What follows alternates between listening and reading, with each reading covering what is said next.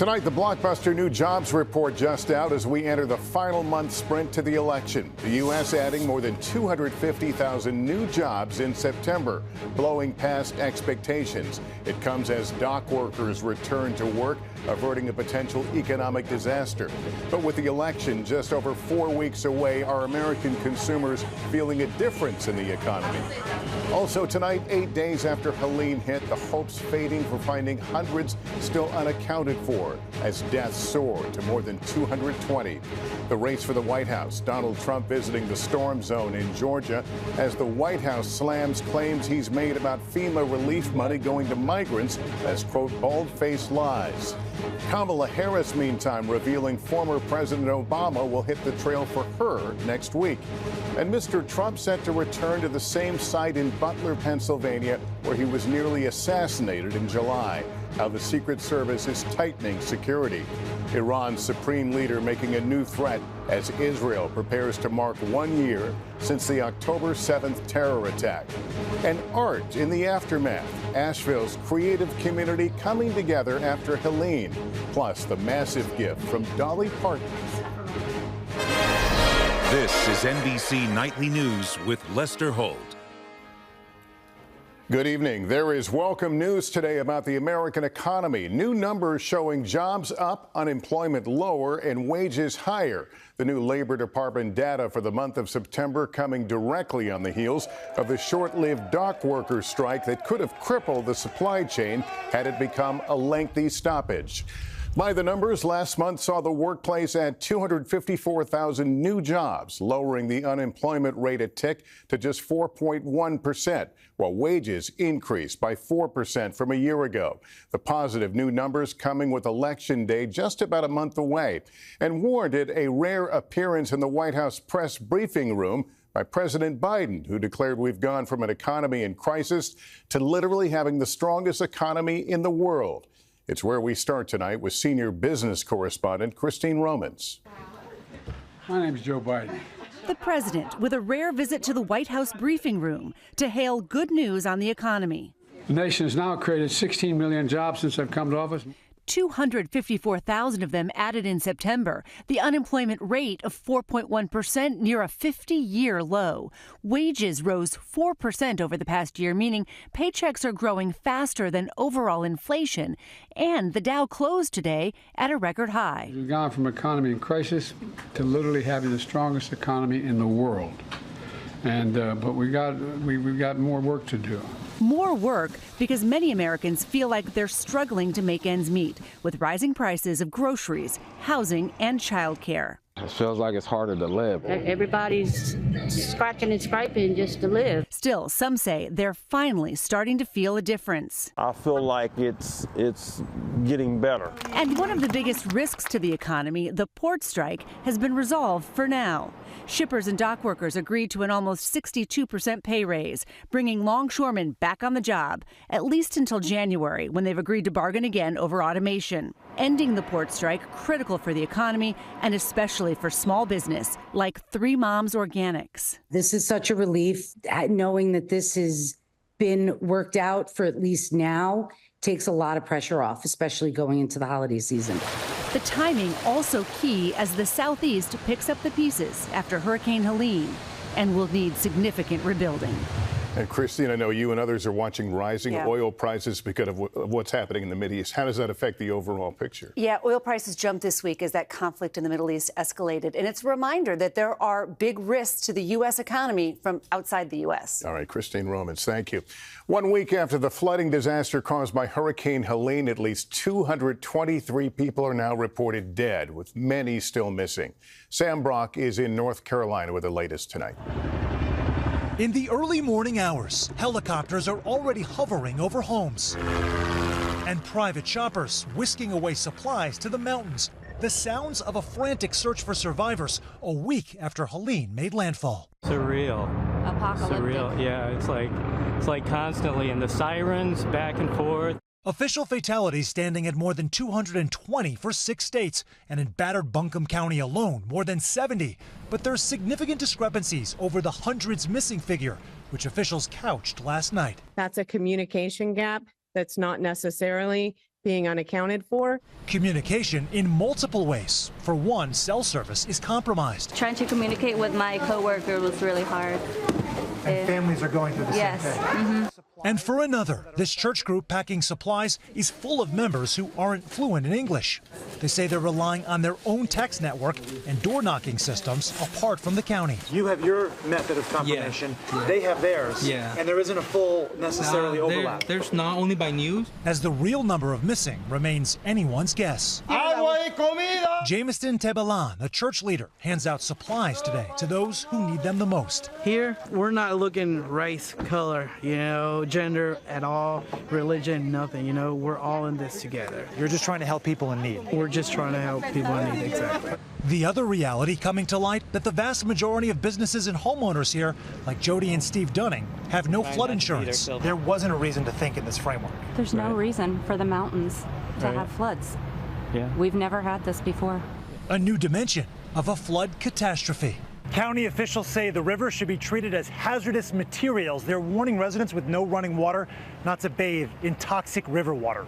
Lester? Okay, Sam Brock, thank you.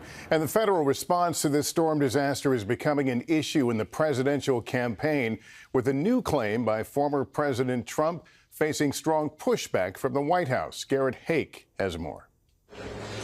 Tonight, former President Trump back in the storm zone in must-win Georgia, alongside Republican Governor Brian Kemp, a sometimes Trump critic now backing the former president. I'm not thinking about voters right now. I'm thinking about lives. A lot of lives lost, a lot of people missing.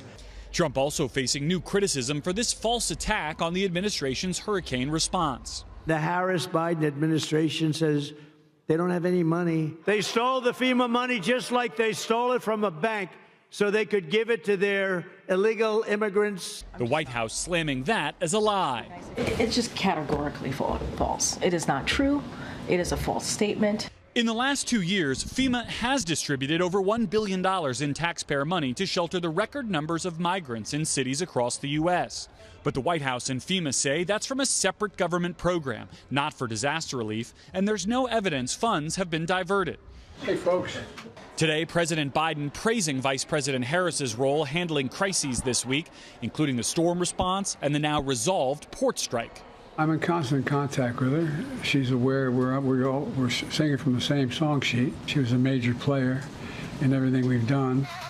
It comes as tonight Harris campaigns in a must-win state of her own, Michigan, hoping to shore up support from organized labor after yesterday's decision by the International Association of Firefighters not to back a presidential candidate this year. Harris has the endorsement of virtually every large union, and today went after Trump.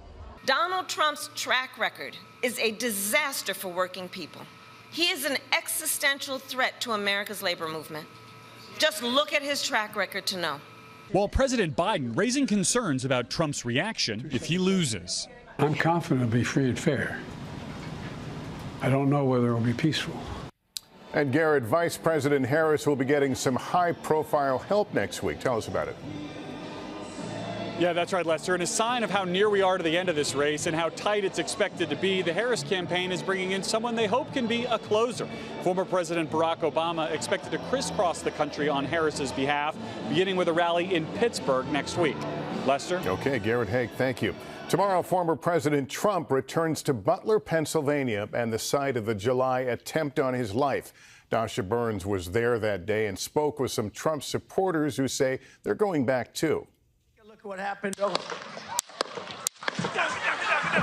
Nearly 3 months after surviving that attempt on his life, with those images of blood on his face and his fist in the air, former President Trump is returning to Butler, Pennsylvania this weekend. I have an obligation to go back to Butler. We never finished what we were supposed to do. Back then, rally-goers watched in horror as the gunman climbed onto an unsecured rooftop and opened fire. A scathing Senate investigation later detailed massive security failures by the Secret Service. About 100 yards behind me is the building from where the gunman took shots at former President Trump. Last time around, people could get pretty close to Mr. Trump from outside the rally perimeter. This time around, we can't get anywhere near the area. In fact, they're even putting up, you can see these shipping containers that are blocking line of sight from outside the rally perimeter. Tonight, the Secret Service telling NBC News they've made comprehensive changes and enhancements and that the former president is receiving heightened protection. Joining Trump Saturday, the family of Corey Comparator, the firefighter dad who was killed. Back then, I spoke to Dr. Joseph Main, who rushed over to help. The man was definitely killed instantaneously. A moment he says he can't forget. Them bringing the body down where I saw that stick with me to the end of my life. Do you think you're going to go? Yes. Why? I refuse to be terrorized to the point where I feel like I'm only safe at home. Also returning, mother and son Donna and Joe Hutz. I knew my son was scared to death because he was holding my hand. He had held my hand since he was probably 5 or 6 years old. How are you two going to support each other through this? Hold hands. I don't know. How are you doing now? I'm doing a lot better. I ended up in trauma therapy. The way I described it to my therapist, I says, I can't get out of the bleachers. They hope to turn a weekend of tragedy into a time of healing. You're not going to scare us away from the rallies. You're just... Defiance. You don't get to win. Tasha Burns, NBC News, Butler, Pennsylvania. In the Middle East, new threats against Israel by Iran's top leader, while Israel shows no sign of scaling back its campaign against Hezbollah in Lebanon. Richard Engel is there. Iran's supreme leader, Ayatollah Ali Khamenei, led Friday prayers in Tehran today for the first time in more than 4 years. He said Iran is ready to strike Israel again if necessary. To drive home the point, the 85-year-old cleric clutched an assault rifle. Israeli Prime Minister Benjamin Netanyahu is at war with Iran's network of allies. The main battleground is Lebanon against Hezbollah, which has been attacking northern Israel with rockets for nearly a year, in response, the group says, to Israel's war on Gaza. Beirut is now rocked by Israel day and night. Here, Israel targeted what an official said was a meeting of Hezbollah leaders. In southern Lebanon, Israel is trying to carve out a buffer zone free of Hezbollah.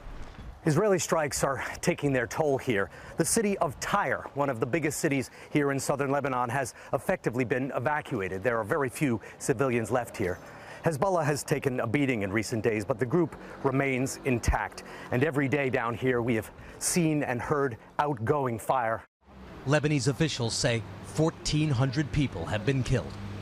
In Israel, Prime Minister Netanyahu and his war cabinet are still deciding how and when to respond to Iran's missile attack. That decision will be felt across the Middle East and beyond. There's more to tell you about coming up. The family of an American hostage opens up to us about the hardest parts of the last year as October 7th approaches. Israel is preparing to mark 1 year since the October 7th terror attack. For the families of some 100 hostages still held in Gaza, it's been a year of fear and uncertainty. Our Raf Sanchez with one family still waiting to learn the fate of their beloved father. In those playful hours after school and before dinner, Avital Deckelhan and her young daughters wait for their dad to come home. They've been waiting for 364 days. And we miss him so much.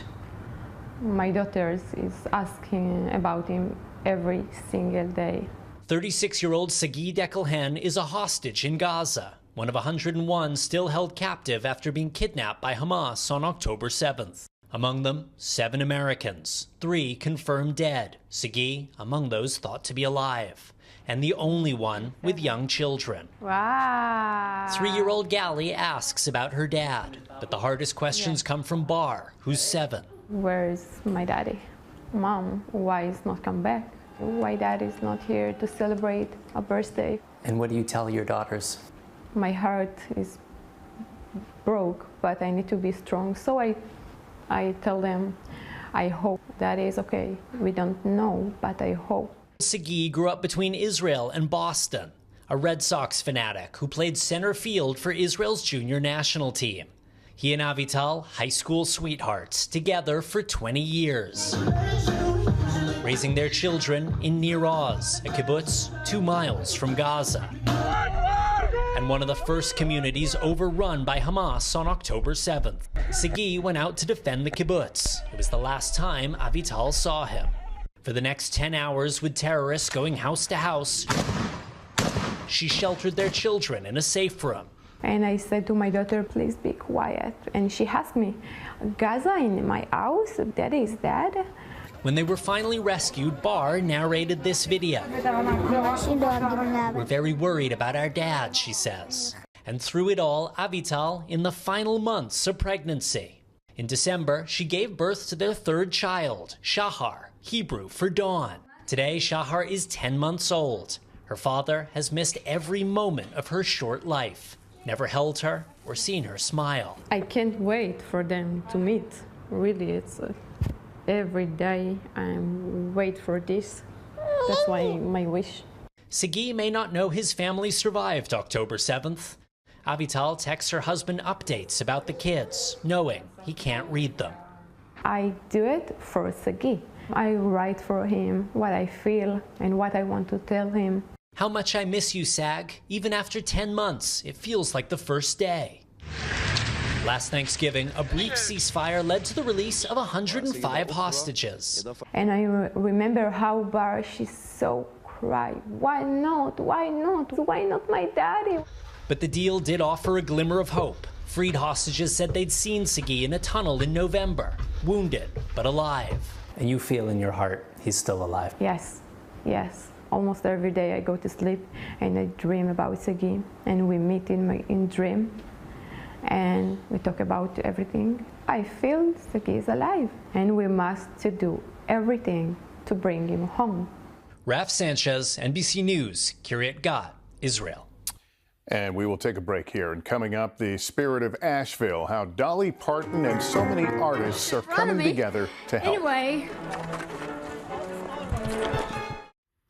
Finally tonight, there is good news. In the aftermath of Helene, Dolly Parton announcing she's donating $2 million to the relief effort. And in North Carolina, Asheville's artist community is banding together to come back strong. Antonia Hilton is there. Mark and Julia Goldthwait can still hear the music. It's the only thing that gives me peace. And the dancing and laughter that once filled the Asheville Guitar Bar, an iconic intimate venue in the River Arts District. What was it like in there on a busy night? Oh my gosh. I would just look at everyone's smiling faces. Many bands have been formed out of here. Many relationships have come and gone and come back again, yeah. Hurricane Helene may have destroyed almost everything in the neighborhood, but the one thing the storm couldn't touch was its spirit. This is an iconic creative community, welcoming artists and Grammy-winning performers. Mark and Julia are salvaging many of the 52 guitars that once covered these walls and accepting help from beloved customers coming to dig them out of the mud. So, yeah, we haven't really broke down yet. No, we haven't. We've just been focused on getting forward and making things happen. They're not alone. Artists have coordinated cleanup crews, saving as much of their life's work as possible. Keep remembering us, you know, don't let this pass through. Check on us. We're going to need help for a long time. At the Green Room, a small, free-spirited shop spared by Helene, owner Kitty Savage is hosting free jam sessions, trusting in music to help her neighbors get by. It's really nice to see people coming back and getting to experience some sense of joy. We have a duty of providing joy. This is the spirit that made Asheville. Do you have faith that your community is going to help you bring this place back? Absolutely. Absolutely. And it's this art and spirit that will make them whole once again.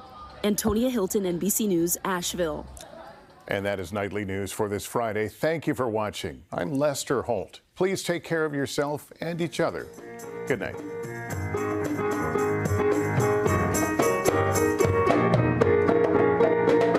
Thanks for watching. Stay updated about breaking news and top stories on the NBC News app or follow us on social media.